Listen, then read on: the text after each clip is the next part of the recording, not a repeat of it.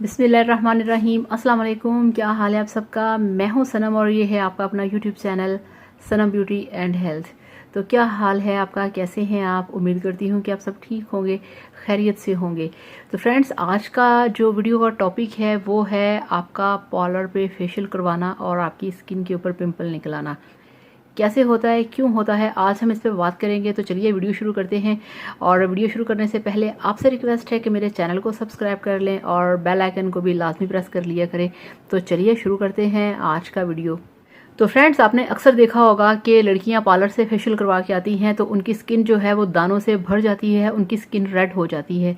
अगर आपने कहीं फंक्शन पे जाना है तो आप कहते हैं कि चलो यार पार्लर पे चलते हैं, क्या बात है, वहाँ पे जाके पैसे खर्च करते हैं, अच्छा सा फेशियल करवा के आते हैं। और घर आके जब आप देखते हैं तो आपके पैरों तले से ज़मीन निकल जाती है, आपकी स्किन रेड हो चुकी होती है और आपके फेस पे ऊपर बहुत सारे रेड कलर के गोल गोल दाने निकल आते हैं। शादी है, दुल्हन जा रही है पार्लर पे और उसकी स्किन इतनी ज़्यादा ख़राब हो चुकी होती है फेशियल करवाने से, दुल्हन की जो शादी होती है वो उसका सारा मज़ा किरकिरा हो जाता है स्किन ख़राब होने की वजह से।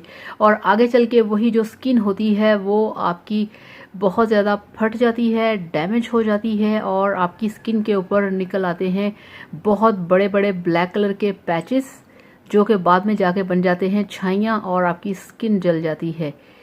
क्यों होता है ऐसा आपको जब आप पार्लर से फेशियल करवाते हैं, ये आपको मैं बताती हूँ इसकी क्या रीज़न है।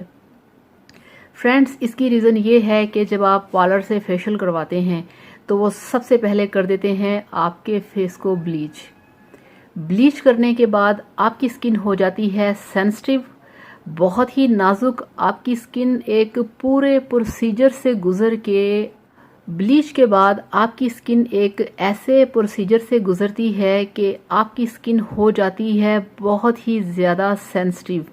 आपकी स्किन के ऊपर जो लेयर्स होती हैं वो बहुत ज़्यादा सेंसिटिव हो जाती हैं, बहुत ज़्यादा नाजुक हो जाती हैं। अगर उनको वहाँ पे टच किया जाए तो आपकी स्किन डैमेज हो जाती है। ये वाला काम हर पार्लर पे करता है, जो कि बिल्कुल गलत है, टोटली गलत है। मैं ब्लीच क्रीम के हक में हूँ। मैं आपसे हमेशा कहती हूँ कि आप ब्लीच क्रीम हफ्ते में एक बार ज़रूर किया करें, मगर प्लीज़ आप ब्लीच क्रीम को अलग से रखें और फेशियल को अलग से रखें। दुनिया का कोई भी आप फेशियल करें, फेशियल को आपने रखना है एक साइड पे और ब्लीच को रखना है आपने एक साइड पे। दोनों को आपने एक साथ कभी भी नहीं करवाना।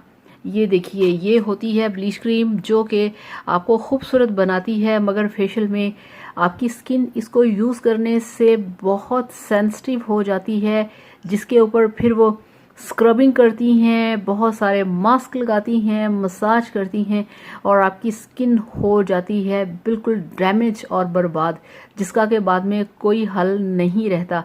तो इस तरह से ये होता है। और उसके बाद ये देखिए, मेरे पास है सूदिंग लोशन का यूज़ नहीं किया जाता।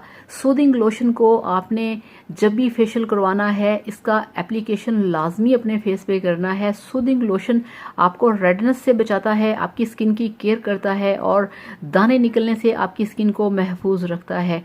तो फ्रेंड्स, आपको मेरी बात समझ आ गई होगी कि मैंने आपको क्या समझाया है। तो काइंडली जब भी आपने फेशियल करवाना है, मोस्ट वेलकम, आप करवाएं, मगर आपने ब्लीच साथ में नहीं करवानी।